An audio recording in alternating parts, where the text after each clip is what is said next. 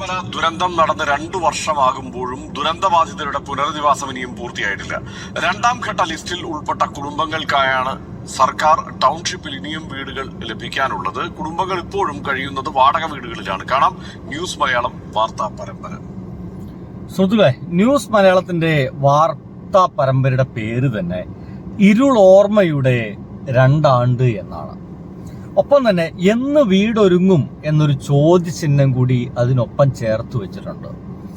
ഞാൻ സത്യം പറഞ്ഞു കഴിഞ്ഞാൽ ഈ വീഡിയോ ചെയ്യണോ എന്ന് ഞാൻ കുറെ ആലോചിച്ചതാണ്. കാരണം വീഡിയോ ചെയ്തു കഴിഞ്ഞാൽ തീർച്ചയായിട്ടും അതിന് താഴത്ത് എൻ്റെ പ്രിയപ്പെട്ട സുഹൃത്തുക്കൾ എഴുതുക വയനാട്ടുകാർ അനുഭവിക്കട്ടെ എന്ന് തന്നെ ആയിരിക്കും എന്നുള്ള കാര്യത്തിൽ എനിക്ക് സംശയമൊന്നുമില്ല. കാരണം നമ്മൾ പലപ്പോഴും ഇതിന്റെ തുടക്കത്തിൽ ഇലക്ഷന് തുടക്ക സമയത്തൊക്കെ എൻ്റെ വീഡിയോസിലൊക്കെ പരിശോധിക്കുകയാണെങ്കിൽ ഞാൻ പറഞ്ഞിട്ടുണ്ട്, പലപ്പോഴും പറഞ്ഞിട്ടുണ്ട്, സുഹൃത്തുക്കളെ ചതിക്കരുത്, പിണറായി വിജയൻ 3.0 വന്നോട്ടെ, ആ വയനാട്ടുകാരുടെ വീട് പണിയെങ്കിലും പൂർത്തിയാക്കിക്കോട്ടെ എന്നൊക്കെ ഞാൻ പറഞ്ഞിട്ടുണ്ട്. പല ആൾക്കാരും പറയുന്നത് പിണറായി വിജയൻ എന്താണ് വോട്ട് കിട്ടാൻ വേണ്ടിയിട്ടാണ് ആ ഒരു വീട് പണിയൊക്കെ ഇത്ര തകൃതിയായിട്ട് 150 ആൾക്കാർക്ക് 170 ആളുകൾക്ക് ആ വീട് പണിയൊക്കെ ചെയ്തു കൊടുത്തത് വോട്ട് കിട്ടാൻ വേണ്ടിയിട്ടാണ് എന്നൊക്കെ പറയുന്ന ആൾക്കാരുണ്ട്. ഒന്ന് മനസ്സിലാക്കുക, വയനാട് എന്ന് പറയുന്നത് ഒരു കോൺഗ്രസ് കോട്ടയാണ്. 100% അവിടുന്ന് വോട്ട് കിട്ടുക എന്ന് പറയുന്ന പരിപാടി വളരെ സാധ്യമായിട്ടുള്ള കാര്യമൊന്നുമല്ല, അസാധ്യമാണെന്ന് തന്നെ പറയേണ്ടി വരും. നോക്കൂ, ടി സിദ്ദീഖിന് വെറും 4000 ഭൂരിപക്ഷം ഉണ്ടായിരുന്നത് 30,000 അപ്പുറത്തേക്ക് ഭൂരിപക്ഷത്തിലേക്ക് എത്തിക്കാനാണ് ആ ഒരു വീട് പണി കൊണ്ട് സാധിച്ചത് എന്നുള്ളതാണ് നിങ്ങൾ മനസ്സിലാക്കേണ്ടത്. അതല്ലാതെ പിണറായി വിജയൻ സ്നേഹമൊന്നും അവിടെ ഉണ്ടായിട്ടില്ല, അത് പലയിടത്തും ഉണ്ടായിട്ടില്ല. ഇദ്ദേഹം കൂടുതലായിട്ട് എന്തെങ്കിലും നാട്ടുകാർക്ക് സഹായം ചെയ്തു കൊടുത്ത സ്ഥലത്തൊന്നും വലിയ സ്നേഹപൂർവമായിട്ടുള്ള വോട്ട് പിണറായി വിജയന് കിട്ടിയിട്ടില്ല എന്നുള്ളതാണ് ഏറ്റവും യാഥാർത്ഥ്യമായിട്ടുള്ളത്. സംഗതി അവിടെ കിടക്കട്ടെ.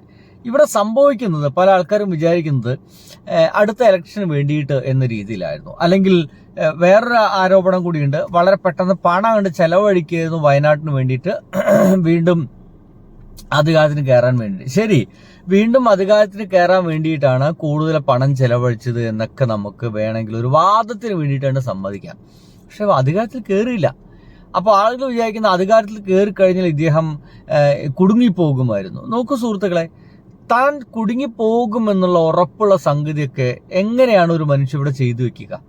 തീർച്ചയായിട്ടും അധികാരത്തിൽ കയറി കഴിഞ്ഞാൽ തുടരേണ്ടി വരും എന്ന് ബോധ്യമുള്ള സംഗതികളൊക്കെ എങ്ങനെയാണ് ഒരു മനുഷ്യൻ തുടങ്ങി വെക്കുക എന്നുള്ളതാണ്.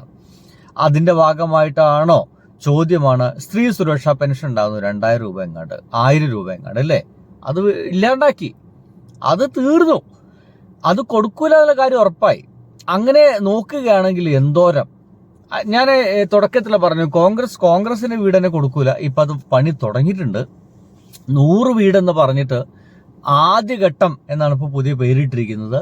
കാരണം ആദ്യഘട്ടത്തിന് 18 വീടുകളാണ് അത്ര കൊടുക്കുന്നത്. അതിനുള്ള സ്ഥലമേ ഉള്ളൂ, അതിനുള്ള സ്ഥലം വാങ്ങിച്ചിട്ടുള്ളൂ. എന്തായാലും ആദ്യഘട്ടം നിലയ്ക്ക് 18 വീട് കൊടുക്കുന്നു എന്ന് പറയുന്നു. ഈ 2ാം ഘട്ടം എന്ന് പറഞ്ഞിട്ട് മിക്കവാറും ആ ഒരു ദുരന്തബാധിതരുടെ അവസാന കാലഘട്ടം വരെ ഇത് തുടർന്നു കൊണ്ടുപോകുന്നതാണ്. എനിക്കൊരു ഉറപ്പുമില്ല. ഞാൻ അപ്പം തന്നെ വെല്ലുവിളി പോലെ പറയാണ്, ഈ 5 വർഷത്തിനിടയ്ക്ക് കോൺഗ്രസ്സുകാർ കൊടുക്കാമെന്ന് പറഞ്ഞ 100 വീട് കെട്ടിക്കൊടുക്കില്ല. ഏറെ വന്ന ഒരു 50 വീട് വരെയൊക്കെ ചിലപ്പോൾ എത്തിക്കും. അതിനപ്പുറത്തേക്ക് വേറെ ഒന്നും സംഭവിക്കാൻ ഒരു സാധ്യതയില്ല. ഒപ്പം തന്നെ ടൗൺഷിപ്പ് ഇനിയും 100 ചില്ലറ വീടുകൾ, ഇനിയും 150ഓളം വീടുകൾ ഇനിയും കെട്ടാനാ. ആ ടൗൺഷിപ്പിന്റെ പണിയാണ് ഇഴയുന്നത്, ഏകദേശം നിന്നു പോകുന്നത്. ഒന്ന് കണ്ടോക്കൂ.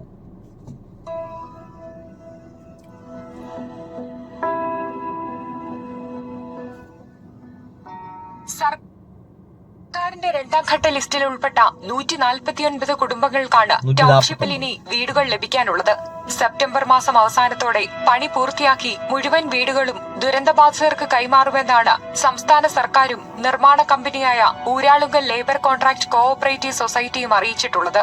എന്നാൽ നിർമ്മാണ പ്രവർത്തനങ്ങൾ ഇഴഞ്ഞു നീങ്ങുന്നതിനാൽ സെപ്റ്റംബർ മാസത്തിൽ വീടുകളുടെ നിർമ്മാണം പൂർത്തിയാകുമോ എന്ന ആശങ്കയിലാണ് ദുരന്തബാധിതർ.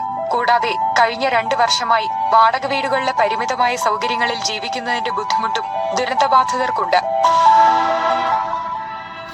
കണ്ടില്ലേ, വാടക വീട്ടിലാണ് അവർ കുറച്ച് കാലങ്ങളായി താമസിക്കുന്നത്. ഇനി എത്ര കാലം അങ്ങനെ വാടക വീട്ടിലെ ആ ഒരു വളരെ പരിമിതമായ സൗകര്യങ്ങൾ ജീവിക്കേണ്ടി വരും എന്നുള്ള വലിയ ആശങ്ക അവർക്കുണ്ട്. സംഗതി ഇത്രയേ ഉള്ളൂ. ഈ പണി തീർക്കാൻ വേണ്ടിയിട്ടുള്ള പണം ഇറക്കുക എന്നുള്ളതാണ് സംസ്ഥാന സർക്കാർ ആകെ ചെയ്യേണ്ടത്. അതിലുള്ള സാമ്പത്തിക സ്ഥിതിയൊക്കെ ഇപ്പൊ നമ്മുടെ സംസ്ഥാനത്തിനുണ്ട് എന്നുള്ളതാണ്. അതില്ലാതെ ഇങ്ങനത്തെ ഒരു പദ്ധതിയുമായിട്ട് പിണറായി വിജയൻ സഖാവ് മുന്നോട്ട് നീങ്ങില്ല എന്നുള്ള കാര്യം നമുക്ക് എല്ലാവർക്കും അറിയാം. ഒരു ഗവൺമെന്റ് നീങ്ങാൻ പറ്റില്ല. അപ്പൊ അതൊക്കെ അവിടെ ഉണ്ടായിട്ടും എന്തുകൊണ്ടാണ് ഈ കോൺഗ്രസ്സുകാർ വരുമ്പോൾ ഇത്തരത്തിലുള്ള വർക്കുകളൊക്കെ നിൽക്കുന്നത്? ജനോപകാരപ്രദമായ പരിപാടികളൊക്കെ എന്തുകൊണ്ടാണ് നിന്നു പോകുന്നത് എന്നുള്ളതാണ് ചോദ്യം. ഇനിയിപ്പോഴത്തെ അടുത്ത ഒരു സംഗതി വരുന്നത് നമ്മുടെ ഭക്ഷണത്തിന്റെ വിലവർധനമാണ്. നമ്മുടെ ചരിത്രത്തിൽ ഇല്ലാത്തൊരു വിലയാണ് പഞ്ചസാരയ്ക്ക് 55 രൂപ അല്ലേ? 55 രൂപയാണ് 1 കിലോ പഞ്ചസാരയ്ക്ക്. ഇങ്ങനെ ഓരോ വസ്തുക്കളുടെയും വില എടുക്കുകയാണെങ്കിൽ അത് കയറി പോവുകയാണ്.